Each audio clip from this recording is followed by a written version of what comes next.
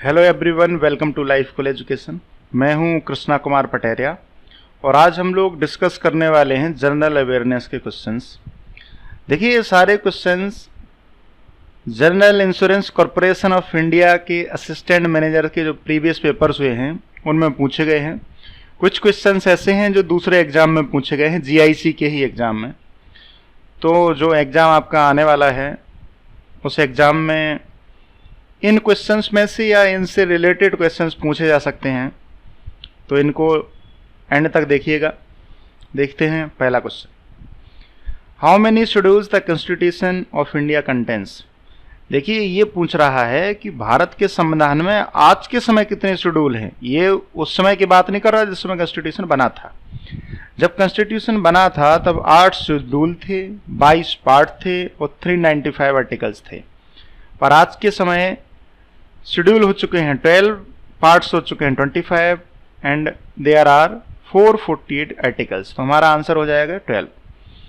अगला सवाल है, इसमें पूछा गया कि कॉन्स्टिट्यूशन ऑफ इंडिया कब एडप्ट किया था। एडप्टेशन की डेट पूछी गई, तो एडप्ट हमने किया था 26 नवंबर 1949 और इसी डेट को हमने कुछ प्रोविजंस भी लागू कर दिए थे। पर हमारा पूरा संविधान लागू हुआ था 26 जनवरी 1950 को, जिसको हम रिपब्लिक डे के नाम से सेलिब्रेट भी करते हैं। अगला सवाल है ना, nuclear reactor one of the following used as a fuel. देखिए, न्यूक्लियर रिएक्टर में फ्यूल जो होता है वो होता है रेडियो एक्टिव सब्सटेंस। अब यहाँ पर आप देखिए, एक तो दिया है कोल यूज होता है कोल पावर प्लांट में, जो थर्मल पावर प्लांट होते हैं बिजली बनाने वाले। डीजल जो है, एक तो हम जानते हैं कि हमारे व्हीकल्स में यूज होता है।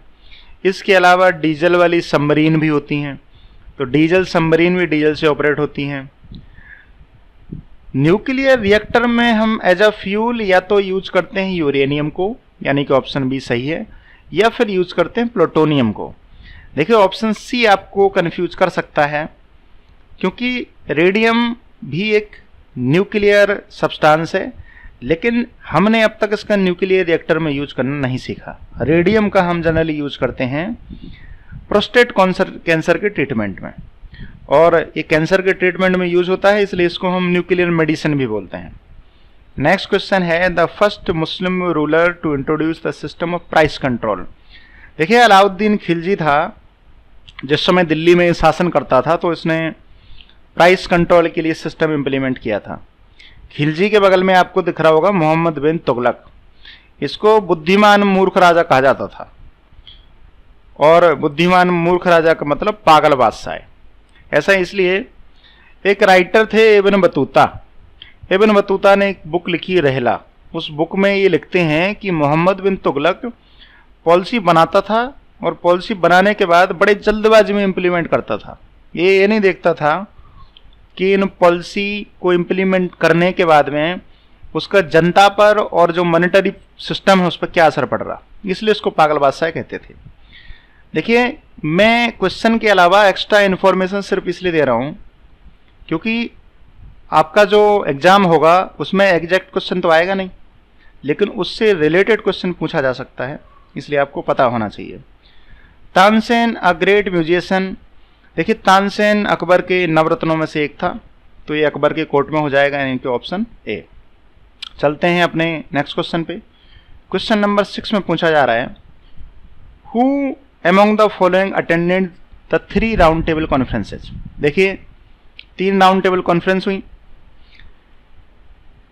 कांग्रेस पार्टी की तरफ से केवल सेकंड राउंड टेबल कॉन्फ्रेंस को अटेंड किया गया था, और अटेंड करने गए थे एसएस राजपूताना में बैठ के गांधी जी। लेकिन 2 व्यक्ति ऐसे हैं, एक बाबा साहेब डॉक्टर भीमराव अम्बेडकर और दूसरे तेज बहादुर सप्रू। इन दोनों ने तीनों की तीनों राउंड टेबल कॉन्फ्रेंस को अटेंड किया, तो हमारा यहाँ आंसर हो गया BR अम्बेडकर। लेकिन आप तेज बहादुर सप्रू जी का नाम भी याद रखिए, ये भी आपसे पूछा जा सकता है। Where is national sugar institute. Factual question है, याद रख लीजिए। नेशनल शुगर इंस्टीट्यूट है कानपुर में, और कानपुर है उत्तर प्रदेश में। A national leader whose birthday is observed as the national education day on November 11। देखिए, 11 नवंबर को राष्ट्रीय शिक्षा दिवस मनाया जाता है। जैसे ही शिक्षा दिवस मैंने बोला, आपके मन में आया होगा कि अच्छा ये किसी ना किसी एजुकेशन मिनिस्टर के नाम पे होगा। जी हाँ, बिल्कुल सही है। भारत के पहले एजुकेशन मिनिस्टर बने थे मौलाना अबुल कलाम आज़ाद। इनके जन्मदिन को हमने 2008 से नेशनल एजुकेशन डे के रूप में ऑब्जर्व करना शुरू कर दिया। इनके बारे में एक दिलचस्प बात बताता हूँ। जब 1857 की क्रांति हुई थी तो अबुल कलाम आज़ाद के पिताश्री मक्का शिफ्ट हो गए थे, मक्का जो सऊदी अरब में है। और मौलाना अबुल कलाम आज़ाद का जन्म भी मक्का में ही हुआ था। इनकी जो शिक्षा है, या तो होम स्कूलिंग हुई, घर पे मौलाना ने पढ़ाने आते थे, या ये मदरसे में पढ़े हैं। मौलाना आज़ाद साहब कभी किसी कॉलेज में नहीं गए, कभी किसी यूनिवर्सिटी में नहीं गए। मतलब कि हमारे देश के पहले एजुकेशन मिनिस्टर के पास किसी भी कॉलेज की डिग्री नहीं थी। अब यहाँ मैं बिल्कुल ये नहीं कह रहा कि डिग्री नॉलेज लेवल को मापने का पैमाना हो सकता है, मैं सिर्फ इंफॉर्मेशन दे रहा था। The Nagarjuna Sagar project is constructed on the river. देखिए, नागार्जुन सागर प्रोजेक्ट है, ये डैम है बेसिकली, ये कृष्णा नदी पे बनाया गया। वो कृष्णा नदी पर ही है, आंध्र प्रदेश में भी है और तेलंगाना में भी है। आपको पता होगा 2014 में आंध्र प्रदेश स्टेट का डिवीजन कर दिया गया और 2 राज्य बन गए, Andhra Pradesh and Telangana. Question number 10 में आपसे पूछा गया बरमूडा ट्रायंगल के बारे में। बरमूडा ट्रायंगल सबका फेवरेट है, मूवीज में आप लोगों ने इसको देखा। तो ये है कहाँ पर? देखिए, जो नॉर्थ अमेरिका है, जहाँ पर यूएसए भी है, उसके साउथ ईस्ट में या फिर साउथ अमेरिका के एग्जैक्ट नॉर्थ में बरमूडा ट्रायंगल आपको मिलेगा। लेकिन इसमें ऐसा कोई ऑप्शन नहीं है। इसमें एक ऑप्शन है western North Atlantic Ocean. So this is our right option. याद रख लीजिए आप, जो नॉर्थ अटलांटिक ओशन है उसके वेस्टर्न पार्ट में बरमूडा ट्रायंगल आपको मिलेगा। इसको डेविल ट्रायंगल भी बोलते हैं। ये वही जगह है जहां आप अगर शिप लेके घूमने फिरने जाओगे, चले मत जाना, तो आपकी शिप चली जाएगी ज़मीन के अंदर। कारण अब तक कुछ पता नहीं चले, आप लोग पता करना कभी। अगला सवाल, who among the following has been honoured with Bharat Ratna for the year 2008। देखिए, पुराना पेपर था, पुराना सवाल था। 2008 का भारत रत्न पूछा गया, जो पंडित भीमसेन जोशी जी को मिला था। अगर इस बार भारत रत्न पूछा जाएगा तो आपसे पूछा जाएगा आखिरी वाला भारत रत्न। तो आप कमेंट करके बताइए कि आखिरी भारत रत्न कब मिला था। अगले सवाल पे चलते हैं। इंडिया की पहली न्यूक्लियर पावर्ड सबमरीन जो कि 26 जुलाई 2009 को लॉन्च हुई थी, उसका नाम क्या है? ये हमने रसिया से लीज पर ली और इसका नाम है INS अरिहंत। ये न्यूक्लियर पावर्ड सबमरीन है। सवाल नंबर 13 पूछता है कि जब लाइट को हम पास करेंगे तो speed of light in 4 option में से किस में सबसे मिनिमम होगी? देखो, जो लाइट होती है ना, जैसे जैसे किसी मीडियम की डेंसिटी बढ़ती जाती है, लाइट की स्पीड कम होती जाती है। ऑब्वियस सी बात है, अगर ज़्यादा डेंसर मीडियम होगा तो लाइट पास नहीं कर पाएगी। अब वैक्यूम में कुछ होता है? कुछ नहीं होता। वैक्यूम मतलब स्पेस जहाँ कुछ भी नहीं है। तो सबसे तेज लाइट की जो स्पीड होती है दैट इज अप्रोक्सीमेटली 3 × 10⁸ मीटर पर सेकंड इन वैक्यूम। एयर में थोड़ी सी कम हो जाती है, वाटर में और कम हो जाती है, और वाटर के बाद ऑप्शन ये है ग्लास। तो ग्लास ज़्यादा डेंस है तो उसमें सबसे कम हो जाती है, यानी कि हमारा ऑप्शन ए ठीक हो गया। रस्टिंग रोकने के लिए हम आयरन शीट्स का गैल्वेनाइजेशन करते हैं, और गैल्वेनाइजेशन एक ऐसी प्रोसेस होती है जिसमें जिंक की कोटिंग कर दी जाती है। तो इसमें आपसे यही पूछा गया है कि गैल्वेनाइज आयरन शीट पर कोटिंग होती किस मटेरियल की है? तो वो मटेरियल कौन सा है? जिंक। क्वेश्चन नंबर 15, IBRD दिया हुआ है। IBRD को क्या बोलते हैं? ये ऑफिशियल नेम है वर्ल्ड बैंक का, international bank for reconstruction and development. ये वर्ल्ड बैंक का ही नाम है, तो हमारा आंसर हो जाएगा वर्ल्ड बैंक। आप लोग कमेंट करके बताइए वर्ल्ड बैंक के और IMF के हेडक्वार्टर कहाँ पर हैं। Next question, the Gupta king who assumed the title of Vikramaditya. Chandragupta द्वितीय को कहा जाता है चंद्रगुप्त विक्रमादित्य। तो इनको विक्रमादित्य का टाइटल मिला था, इसको आप याद रख लीजिए। अगला क्वेश्चन में पूछा गया है कि जो इंडियन कॉन्स्टिट्यूशन का पार्ट 4 है वो किससे डील करता है? देखिए, ऑप्शन ए में लिखा है फंडामेंटल राइट्स, पार्ट 3 से डील करता है फंडामेंटल राइट। पार्ट 3 के बाद आता है पार्ट 4। पार्ट 4 में दिया है DPSP, that means directive principles of state policy, जो राज्य को डायरेक्शन देती हैं कि आप ऐसे रूल करिए। एक पार्ट 4A भी है जो बाद में ऐड किया गया था, इसलिए हमने उसको पार्ट 4A कहा। पार्ट 4A में रखा गया है फंडामेंटल ड्यूटीज को, यहां पर पूछा गया था पार्ट 4, तो पार्ट 4 का आंसर हो गया ऑप्शन सी डीपीएसपी।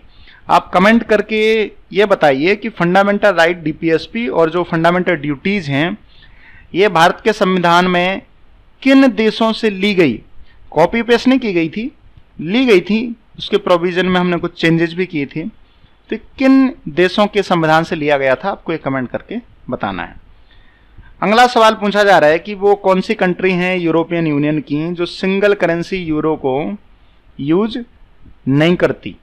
तो यूरोपियन यूनियन में अब यूके नहीं रहा, लेकिन जब यूके यूरोपियन यूनियन का पार्ट था, आपको पता है ब्रेक्जिट हो चुका है, now Britain is not part of European union, but that time when Britain was part of it, तो उस समय ये सवाल पूछा गया था जिसमें ऑप्शन थे फ्रांस, जर्मनी, स्पेन, ये यूरो का यूज करते हैं, यूके यूरो का यूज नहीं करता। अगले सवाल पे चलते हैं। परमानेंट 5 मेंबर पूछे गए यूनाइटेड नेशन की सिक्योरिटी काउंसिल के, ये सबको पता होना चाहिए। यूएसए, यूके, रसिया, फ्रांस, चाइना, ये 5 परमानेंट मेंबर हैं। इसके अलावा सिक्योरिटी काउंसिल में 10 नॉन परमानेंट मेंबर भी होते हैं जो 2 साल के लिए चुने जाते हैं। अभी इंडिया भी उन 10 मेंबर में से एक है नॉन परमानेंट मेंबर में, और अगस्त 2021 महीने के लिए India United nation security council का प्रेसिडेंट भी है। अभी आप लोग देख रहे होंगे अफगानिस्तान मुद्दे पर कोई मीटिंग होती है तो इंडिया बुलाता है। इंडिया इसलिए बुलाता है क्योंकि India is president for United nation security council for only 1 month. एक किताब लिखी, बड़ी दिलचस्प किताब है, माई कंट्री माई लाइफ। ये एक ऑटोबायोग्राफिकल वर्क है लाल कृष्ण आडवाणी जी का, ये आपसे पूछा गया। कुछ किताबें जो रिसेंटली लॉन्च होती हैं बड़े प्रोमिनेंट पर्सन्स की, उनको आप हमेशा याद रखिए, वो एग्जाम में पूछे जाते हैं। अगला सवाल है the partition of Bengal. Bengal एक ऐसी जमीन रही जिसने देश को हमेशा सींचा है, और बंगाल एक ऐसी जगह भी रही जहां पर दंगे भी सबसे ज्यादा हुए। 1905 में लॉर्ड कर्जन ने बंगाल को 2 पार्ट में डिवाइड किया। इन्होंने रीजन दिए थे कि एडमिनिस्ट्रेटिव रीजन्स हैं, एक बना ईस्ट बंगाल जो आज की तारीख में बांग्लादेश है, दूसरा बना वेस्ट बंगाल जो हमारे पास है। 1905 में डिवीजन तो हो गया 16 अक्टूबर 1905 को।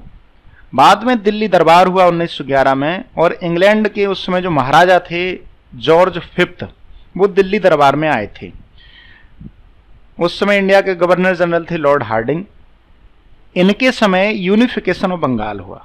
यूनिफिकेशन ऑफ बंगाल का मतलब पार्टीशन को रिवोक कर दिया गया और दोनों को वापस मिला दिया गया, ईस्ट बंगाल और वेस्ट बंगाल को।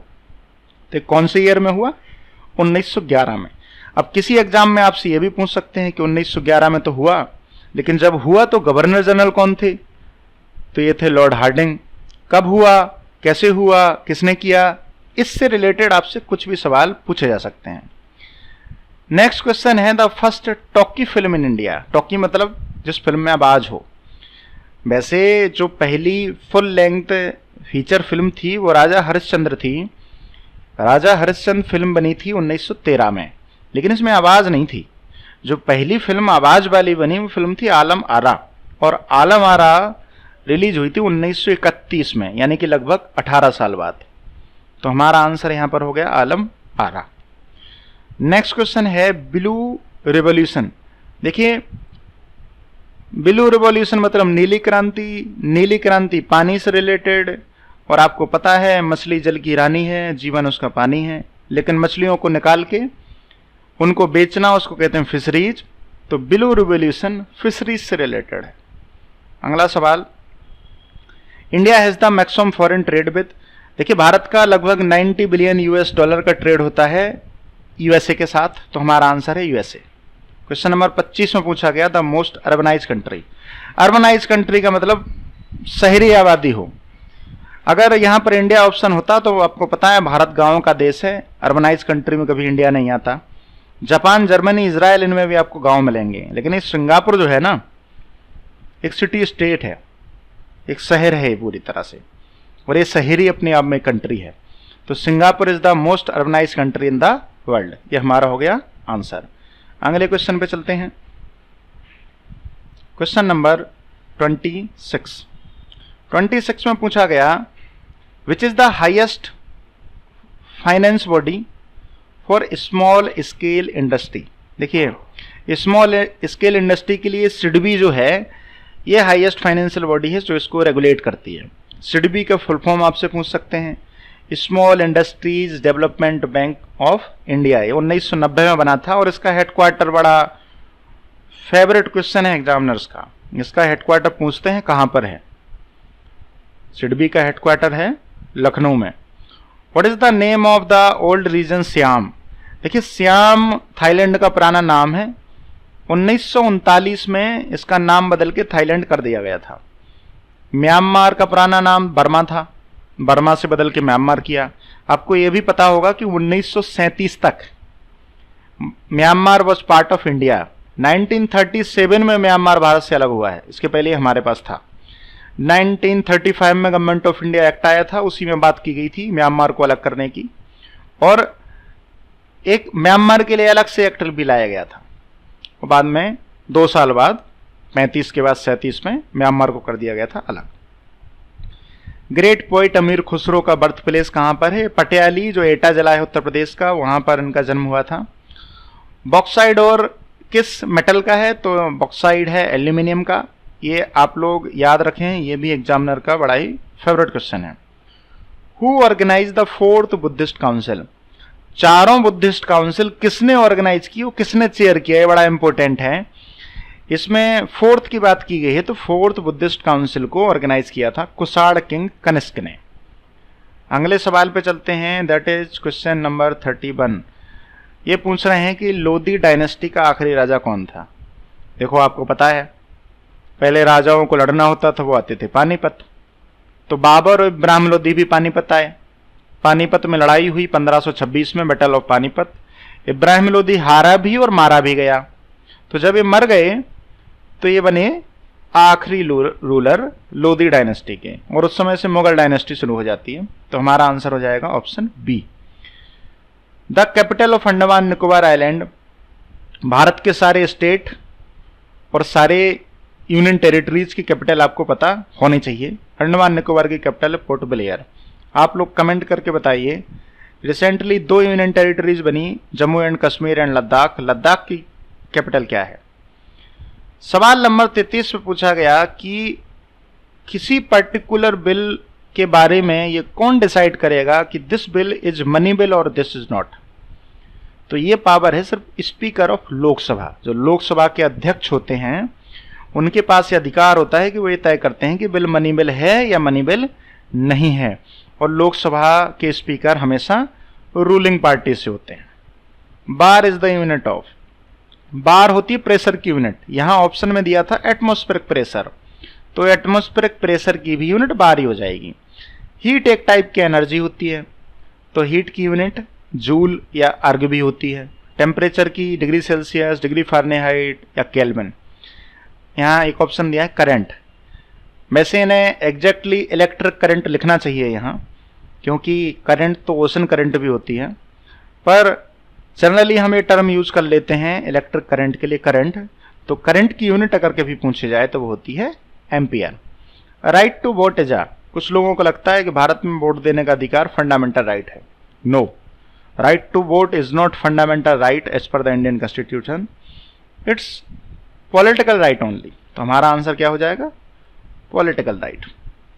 सवाल नंबर 36, कोनेरू हम्पी के बारे में पूछा जा रहा है कि ये किस गेम से एसोसिएटेड हैं। देखिए कोनेरू हम्पी जी जो हैं ये फीमेल चेस प्लेयर हैं, तो of course chess player chess से ही एसोसिएटेड होंगे। अगला सवाल, ईस्टर्न और वेस्टर्न घाट को कौन कनेक्ट करता है। ईस्टर्न और वेस्टर्न घाट में कौन है, केरल और तमिलनाडु, और इस एरिया को कनेक्ट करती हैं नीलगिरी हिल्स। अगले सवाल पे आते हैं, कॉकपिट ऑफ यूरोप। देखिए यूरोप में जो बैटल्स हुई है ना, जैसे हमारे भारत में पानीपत में लोग लड़ते थे, ऐसे ही यूरोप में लोग लड़ा करते थे बेल्जियम में आके। इसलिए most of the battles of Europe ये हुई हैं बेल्जियम में, इसलिए इसको आज भी कॉकपिट ऑफ यूरोप के नाम से बोला जाता है। 50 क्वेश्चन हैं और मैं ये कोशिश करूँगा कि इनके आंसर बताने के साथ साथ मैं कुछ एक्स्ट्रा इन्फॉर्मेशन भी दूँ। अगर आपको लग रहा हो कि इन क्वेश्चन से आपका फ़ायदा है, मेरा एक्सप्लेनेशन समझ में आ रहा हो, तो चैनल को सब्सक्राइब कर दें। आप लोग फीडबैक भी दे सकते हैं, क्या इम्प्रूवमेंट करना चाहिए जिससे वीडियो को और अच्छा बनाया जा सके। तो सब्सक्राइब बटन पे क्लिक करिए और अगले सवाल को देखिए, that is question number 39। In Uttar Pradesh Charkula folk dance पूछा जा रहा है। देखिए, चरकुला नृत्य जो ब्रज का क्षेत्र है उत्तर प्रदेश का, वहाँ से रिलेटेड है। उत्तर प्रदेश एक बहुत बड़ा राज्य है, इसमें अवध, बुंदेलखंड, रोहिलखंड, ब्रज रीजन, पूर्वांचल, ये सारे पार्ट आते हैं। एक समय तक उत्तरांचल भी उत्तर प्रदेश का हिस्सा था। 2000 में ये अलग हो गया और आज ये उत्तराखंड के नाम से जाना जाता है। Which among the following is the central university in Uttar Pradesh? Doctor Ram Manohar Lohia, Mahatma Gandhi Kashi Vidyapeeth, Chhatrapati Shahu ji Maharaj, ये तीनों यूनिवर्सिटी हैं, स्टेट यूनिवर्सिटीज। ऑप्शन डी पे दिया है इलाहाबाद यूनिवर्सिटी। इलाहाबाद यूनिवर्सिटी है प्रयागराज में। पहले प्रयागराज शहर का नाम था इलाहाबाद और उसके पहले था प्रयाग। तो योगी जी आए और उन्होंने कहा ऐसा करो कि इलाहाबाद का नाम मैं वापस बदल के प्रयागराज करूंगा, लेकिन यूनिवर्सिटी का नाम अब तक नहीं बदला है। यूनिवर्सिटी का नाम इलाहाबाद यूनिवर्सिटी ही है और ये एक सेंट्रल यूनिवर्सिटी है। लखनऊ का कांग्रेस सेशन 1916 में हुआ, ये किसने चेयर किया? देखो, कांग्रेस के सेशन हर साल होते थे, लेकिन किसी सेशन में अगर कुछ दिलचस्प हुआ है तब हम लोग उसको याद रखेंगे। तो लखनऊ के कांग्रेस के सेशन में दिलचस्प ये हुआ था कि कांग्रेस पार्टी और इंडियन मुस्लिम लीग के बीच में एक पैक्ट साइन हुआ था और उस पैक्ट में ये कहा गया था कि जो काउंसिल होगी उस काउंसिल में मुस्लिम्स को प्रोपोर्शनेट रिजर्वेशन मिलेगा। 1/3 सीट जो होंगी वो मुसलमानों के लिए रिजर्व की जाएंगी। ये जिन्ना की मांग थी, इस पर कांग्रेस तैयार हो गई थी। तो ये पैक्ट साइन हुआ था 1916 में और उस समय जो सेशन को चेयर कर रहे थे वो थे अंबिका चरण मजूमदार जी। तो आप ये भी याद रखें कि ये चेयरमैन कौन थे और ये भी याद रखें कि लखनऊ पैक्ट कब साइन हुआ। अगला सवाल है रिहांद प्रोजेक्ट। देखिए, रिहांद डैम जो है उसको हम गोविंद बल्लभ पंत सागर डैम भी कहते हैं। ये पीपरी गांव में है और ये आता है सोनभद्र जिले में। लेकिन आप ऑप्शन देखिए जरा, यहाँ कहीं भी सोनभद्र जिला नहीं दिया। ललितपुर, अलीगढ़, मिर्जापुर, सुल्तानपुर। तो जो सोनभद्र जिला है वो बेसिकली है मिर्जापुर डिवीजन में, तो यहाँ आंसर हो जाएगा मिर्जापुर, यानी कि ऑप्शन बी।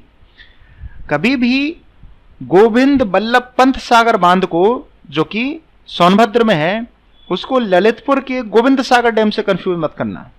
ललितपुर में भी एक डैम है लेकिन उसका नाम थोड़ा सा छोटा है, गोविंद सागर डैम, और जो सोनभद्र में है उसका नाम पूरा है गोविंद बल्लभ पंत सागर डैम। अगला सवाल, सवाल number 43। Where was Tanchoi brocade developed? Brocade का मतलब होता है जो जरी के वस्त्रों का काम होता है। तो जरी की साड़ियां बनती हैं वाराणसी में। तनचोई ब्रोकेड डेवलप हुआ था वाराणसी में। बेसिकली 3 भाई थे, तन का मतलब होता है 3 और चोई का मतलब होता है ब्रदर। तो ये तीनों भाई चाइना गए थे, वहां से तनचोई टेक्नोलॉजी सीख करके वाराणसी में आए थे। उन्होंने इस टेक्नोलॉजी को डेवलप किया और आज तक ये वहां पर यूज होती है। ये कहानी है कि ये ट्रुथ है ये मुझे नहीं पता, पर इन 3 भाइयों के नाम से इस टेक्नोलॉजी को तनचोई टेक्नोलॉजी कहा गया और ये डेवलप हुई इंडिया के वाराणसी में। 44th question, who wrote Sarfaroshi ki Tamanna अब हमारे दिल में है? ये लिखा था राम प्रसाद बिस्मिल तोमर जी ने। जी हाँ, बिस्मिल इनका टाइटल था, इनका ओरिजिनल नाम जो था वो राम प्रसाद तोमर जी थे। ये अगले सवाल पे चलते हैं। ये हमारे वो महान क्रांतिकारी हैं जिन्होंने देश के लिए सेक्रीफाइस दिया, इनको हमें जरूर याद रखना चाहिए। The chemical that is used in making artificial rain. आप लोगों ने सुना होगा कि चीन भारत की बारिश चुरा रहा है। इस पर आर्टिकल्स आए हैं, बहुत सारे आर्टिकल्स हैं, तो आप उसको पढ़ें कि चाइना इंडिया की बारिश को चुरा कैसे रहा है।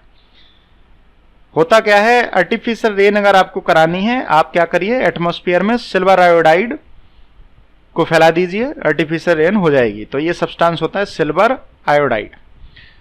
50 क्वेश्चन है। हमारा क्वेश्चन जो डिस्कस होगा वो है क्वेश्चन नंबर 46। ह्यूमन बॉडी का हार्डेस्ट सब्सटेंस पूछा जा रहा है। देखिए, ह्यूमन बॉडी में हार्डेस्ट सब्सटेंस होता है हमारे टीथ में। ये टीथ की अपर लेयर जो होती है उसको बोलते हैं एनेमेल, ये सबसे कठोर होता है। अगर मान लो आपसे पूछा गया कि अच्छा एनेमेल होता तो है, ये तो बायोलॉजिकल नाम है, ये कौन सा कंपाउंड है, ये कंपाउंड है, मेटल है, ये होता क्या है? अगर ऐसा सवाल पूछा जाए तो आपका आंसर क्या होगा? आप कमेंट करिए, 2 सेकंड बाद में बताता हूं। Enamel means upper layer of teeth. आप लोगों ने कमेंट कर लिया होगा। बेसिकली ये होता है कैल्शियम फॉस्फेट। कैल्शियम फॉस्फेट का बना होता है एनेमेल। सवाल नंबर 47, एग्रीकल्चरल इनकम टैक्स का जो रेवेन्यू है वो पूछा जा रहा है कि उसको कलेक्ट कौन करता है। देखिए, एग्रीकल्चरल इनकम टैक्स हमेशा कलेक्ट किया जाता है स्टेट गवर्नमेंट के द्वारा। इसको कभी सेंट्रल गवर्नमेंट नहीं लेती। जहां पर भी ये लगाया जाता है स्टेट गवर्नमेंट ही लगाती है। लार्जेस्ट माइका डिपॉजिट पूछे गए कौन से कंट्री में है। कई बार सवाल जो होता है वो ऑप्शन के हिसाब से आंसर दिया जाता है उसका। यहाँ ऑप्शन में कहीं चाइना है नहीं।